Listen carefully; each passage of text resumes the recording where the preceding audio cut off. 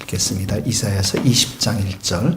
아수르의 사르곤 왕이 다르단을 아스돗으로 보내매 그가 와서 아스돗을 쳐서 취하던 해니라.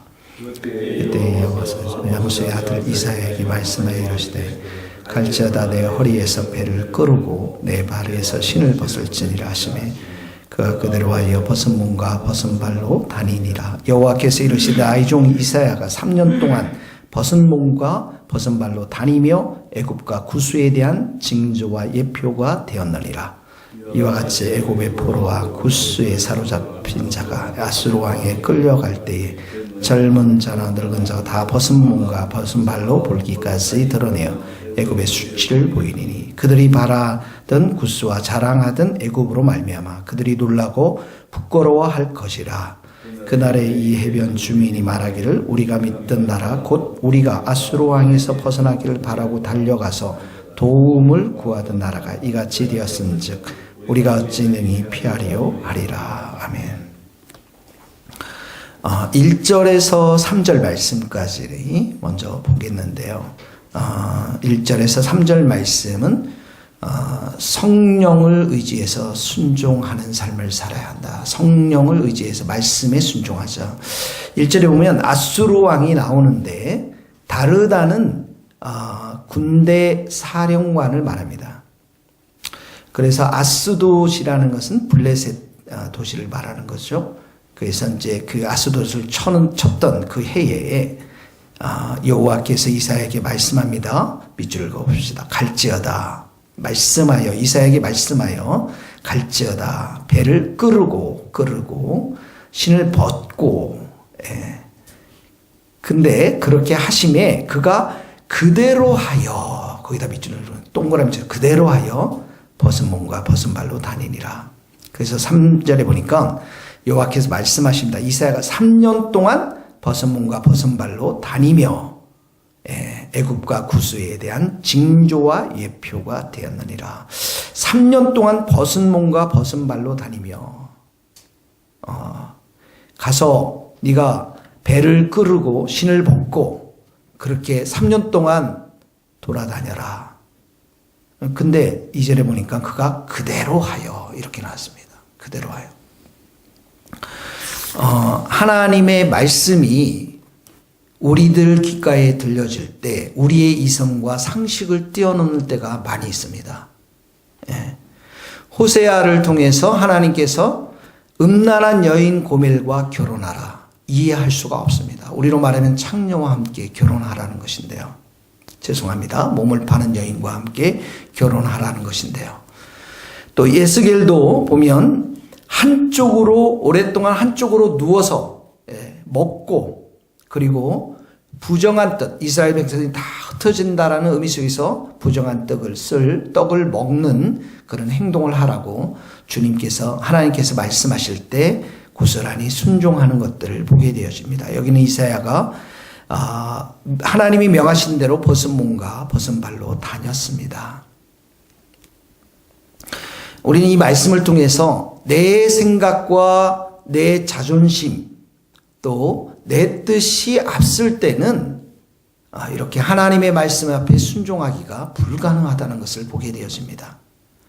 이 구약에 있어서는 다수의 이스라엘 백성들이 하나님의 뜻에 이렇게 불순종했지만 특별히 이렇게 상식적이지 않은 하나님의 말씀 앞에 이사야가 순종했던 것들을 통해서 우리는 두 가지를 배울 수가 있습니다. 이 순종의 삶이라는 것을 통해서 첫 번째는 뭐냐면 하나님의 뜻이 이루어지는 것입니다. 하나님의 말씀 앞에 순종할 때 마리아가 그렇게 말하죠. 천사를 통해서 성령을 통해서 아기를 가지리라고 말씀했을 때 주의 여종이오니 주의 뜻대로 이루어지이다. 주님의 말씀대로 이루어지이다.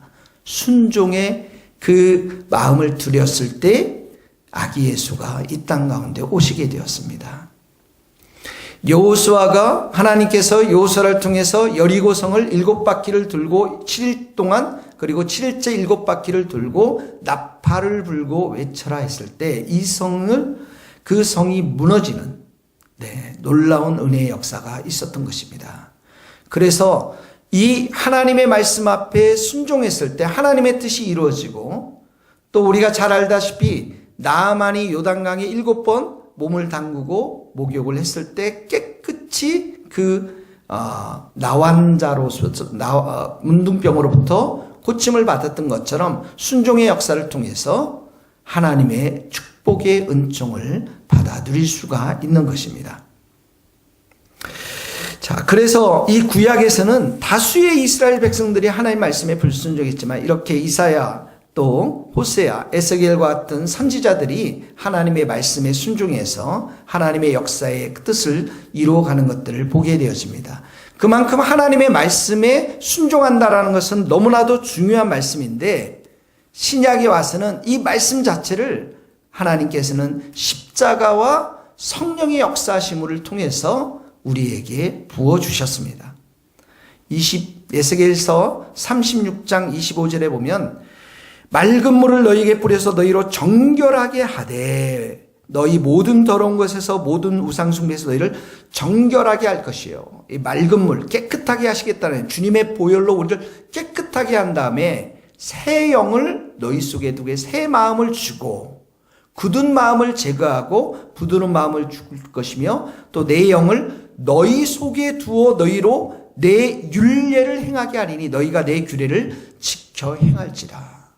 신약에 와서는 이렇게 예수님의 보혈로 우리가 날마다 회개함으로 인해서 깨끗하게 되어지고 그리고 성령의 역사심을 통해서 성령의 일하심을 통해서 우리가 말씀에 순종하는 자로 세워가도록 하나님께서 은혜를 베풀어 주셨던 것입니다. 불순종이라는 것은 내 육신대로 사는 걸 말해요. 내 감정대로 사는 것을 말합니다.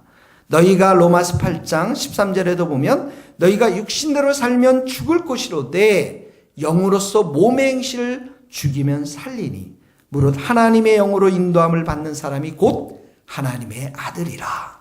그러므로 오늘 첫 번째 적용은 말씀에 순종함에 사는 것이 하나님의 뜻을 이루는 것이고 하나님의 축복을 받아들이는 것인데 바로 이 주님의 보혈로 우리가 날마다 깨끗하게 되고 성령을 의지하고 성령의 충만함의 역사하심이 우리 가운데 임할 때만이 하나님의 말씀, 특별히 내가 이런 말씀을 왜 주셨을까?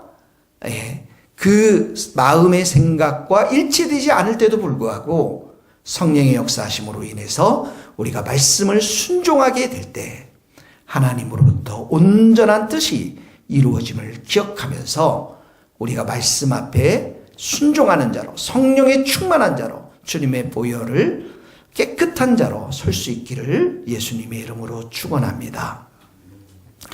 두 번째로 보면 이렇게 벗은 몸과 벗은 발로 다니라라는 것은 수치, 그러니까 애굽과 구스에 대한 3절에 보니까 징조와 예표라고 했는데 남유다가 애굽과 이 구스를 에티오피아를 의지했거든요.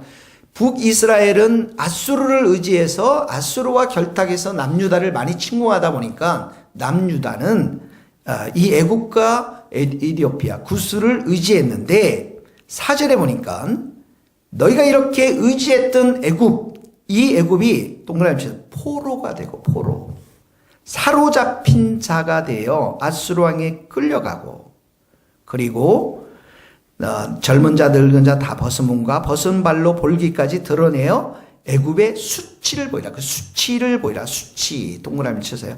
지금 이사야가 이렇게 벗고 다닌 것은 어떻게 보면 그런 수치스러운 모습들을 이 애굽과 구스가 당할 수치스러운 모습들을 징조로 예표로 보여주고 있는 거거든요. 그래서 5절에 보십시오. 그들이 바라던 남유다가 바라던 신뢰했다라는 거예요.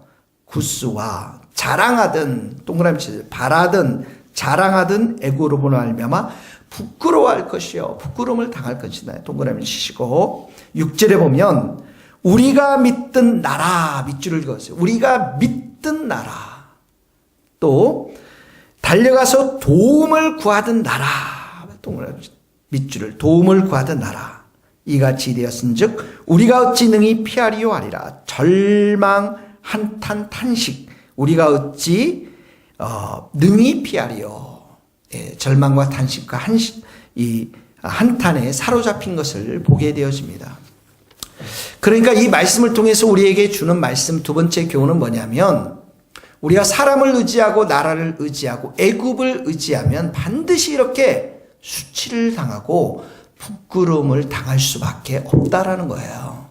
우리는 전심으로 의지할 분이 하나님 한 분밖에 없음을 믿습니다. 애굽을 의지하려는 태도, 눈에 보이는 사람, 눈에 보이는 세상의 힘을 의지하려는 우리의 성향, 죄의 성향, 이 모든 것들이 바로 하나님을 의지하는데 장애물이 될 수 있다는 것입니다. 우리가 의지하는 세상 가운데 의지하는 게 뭡니까? 돈입니까? 권력입니까? 배경입니까? 가문입니까? 친척입니까? 친구들입니까? 이 모든 것들을 의지하는 결말은 수치와 그리고 포로와 그리고 부끄러움에 처할 수밖에 없다라는 것입니다. 우리가 의지할 분은 오직 하나님 한 분밖에 없는 것입니다. 남유다가 여호와 하나님만을 의지했다면 그들의 삶의 결론은 달라졌을 것입니다. 그러므로 우리가 누구를 믿고 따르느냐에 따라서 우리의 삶의 승패가 달려 있는 것입니다. 오직 하나님만에 의지하고 하나님의 능력을 의지하고 세상의 힘을 의지하지 않는 것, 이들이 바로 성도들인 것입니다. 시편 46편 1절, 하나님은 우리의 피난처시요 힘이시니 환난 중에 만날 큰 도움이시라. 하나님만이 우리의 피난처가 되십니다. 시편 62편 7절 8절에도 나의 구원과 영광이 하나님께 있으며 애굽에게 있지 않습니다. 내 힘의 반석과 피난처도 하나님께 있도다. 백성들아 시시로 저를 의지하고 그 앞에 마음을 도하라. 하나님은 우리의 피난처시리로다. 할렐루야. 하나님만을 의지하고 그 하나님 앞에 우리가 기도로 나아갈 때 하나님은 진정한 우리의 피난처가 되시고 도움자가 되시고 또한 우리의 반석이 되어주실 줄 믿습니다. 오늘도 우리가 의지하는 애굽, 세상, 이 모든 것들을 다 잘라내 버리시고 오직 전심으로 여호와 하나님만을 의지하면서 여러분의 삶 가운데 일어나는 수많은 일들, 직장, 인간관계 모든 것 속에서 하나님만을 전심으로 의지하는 주의 백성들 될 수 있기를 예수님의 이름으로 축원합니다. 기도하시겠습니다. 하나님 감사합니다. 성령님을 주셔서 우리에게 말씀에 순종할 수 있는 힘과 은혜를 주신 것을 감사합니다. 주님의 보혈로 우리를 오늘로도 덮어주시고 우리의 육으로 살고자 하는 모든 것에서 주님께서 보혈로 씻어 주옵소서. 주님, 오늘도 애굽을 의지했던 우리의 어리석은 마음들을 다 회개합니다.